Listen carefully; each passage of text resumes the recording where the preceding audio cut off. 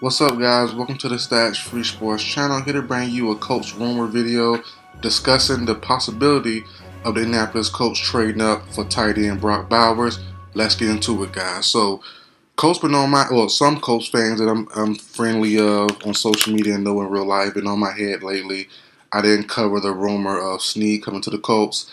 I didn't think that was possible, really. I thought they had a chance. I thought they were a dark horse team. My video was already out saying I personally love the swap of Deontay Johnson going to the Chiefs and then Snead going to the Steelers. Didn't happen, but I already did a couple of videos on Snead, so I didn't want to overload the channel with Snead. I did one to the Falcons, which was my favorite team, and I did that swap as well for Johnson to the Chiefs, Snead to the Steelers, and I didn't want to do too much. But I will do this one. I think this one's more possible. I think this one's more realistic.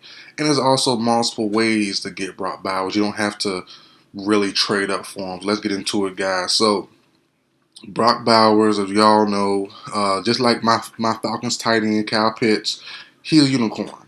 Big slot guy, tight end, even play outside in certain situations. He's not going to be stuck or pigeonholed to just a tight end, but he's an overall great player.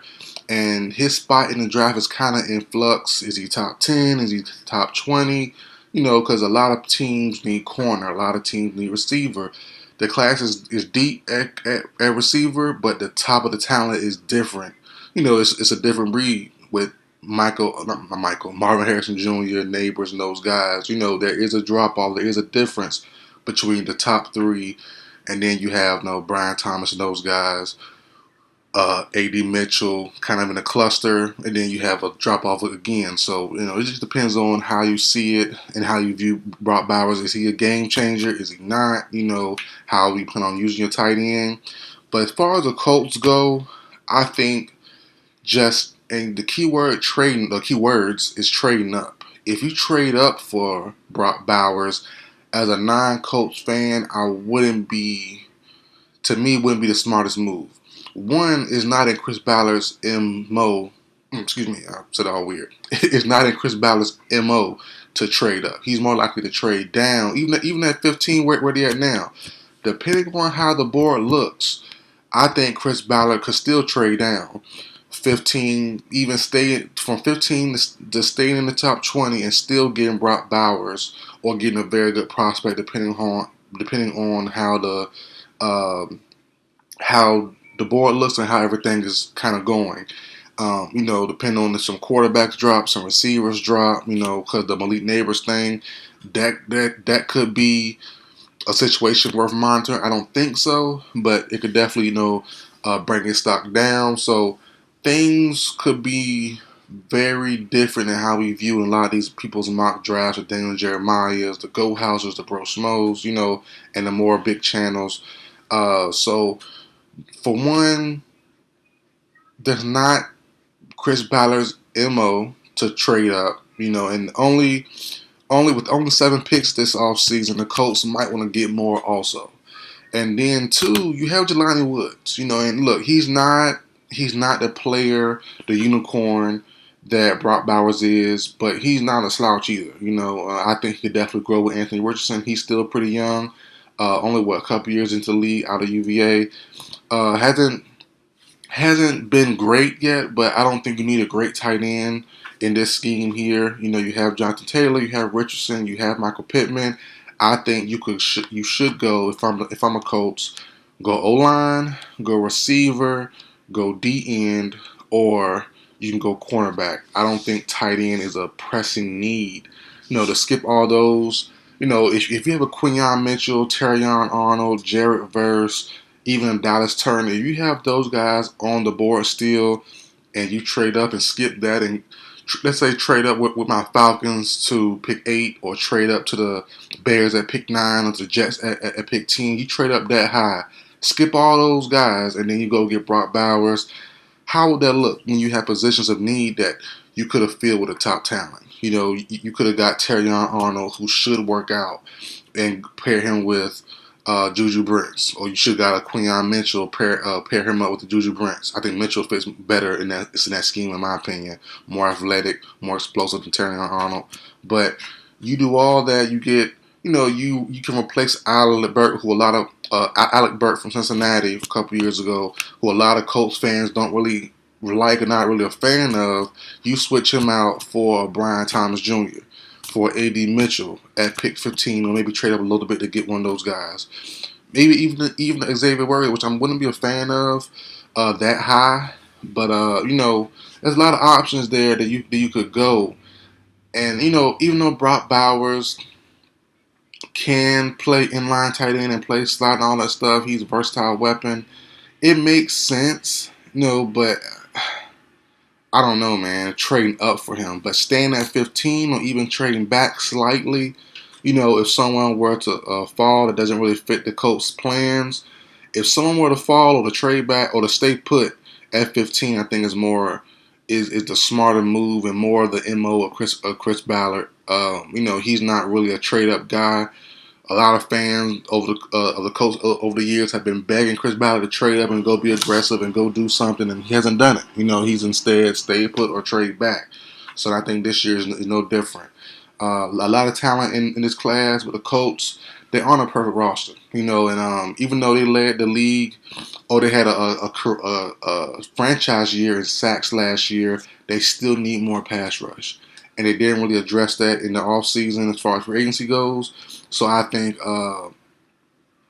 getting a Verse, getting a Turner, getting maybe even a Latu, excuse me. Even getting one of those guys, I think makes a lot of sense. That could help out more or in a position of need than Brock Bowers. Brock Bowers would be a luxury pick. And I don't know if the Colts are in need of a luxury pick right now. They need pieces to help contend in the AFC West. AFC South, excuse me. The Titans got better. The Texans definitely got better. And then the Jags got, they did good as well. I'm not really a big fan of the Gabe Davis signing, but overall they did make some moves. They did get a little bit better. So all in all, man, I'm not really a big fan of the Brock Bowers trading up party for the Colts.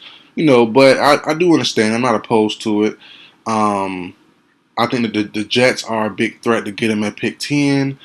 As I said, that's why I said earlier, if you want to leapfrog the Jets, because the Bears not going to take them, most likely, with Cole Kmet there. My Falcons at pick 8 probably won't take them. We need pass rusher. We need corner first. You would have to go into the top 10, and that's going to give you, instead of gaining picks like Chris Ballard normally does, gain 2 or 3 picks in a draft, you're going to lose about 2 or 3, maybe even 4, depending on how stringent it is to get up to the top 10, for a guy like Brock Bowers. So, and I went, look, if my Falcons were to move back from 8 to 15 and get more picks, I'm not opposed to it. We have a bunch of picks already.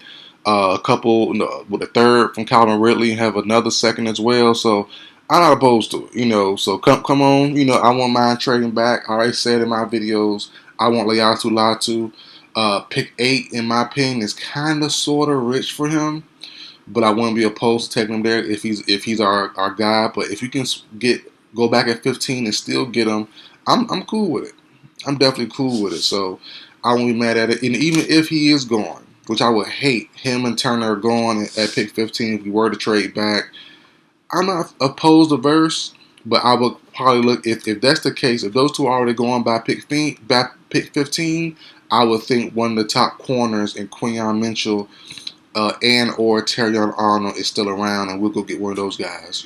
So for me, I'm not opposed to trading back, but it has to be at the right price, and pick 15 isn't that bad. We should be able to still get some top talent, because if some of our guys are going, that means guys are dropping to us.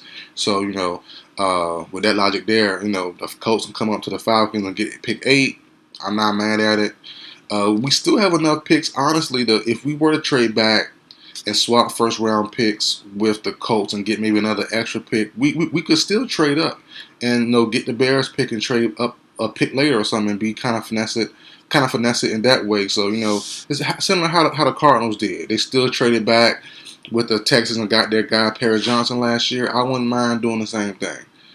Trading back, getting more picks, and then trading back up from pick 15 to pick 10, pick 15 to 11, you know, or the 12 to guarantee that we get our guy. So, you know, the Colts want to come up to 8, I'm fine with it. The Colts come up to 9 with the Bears.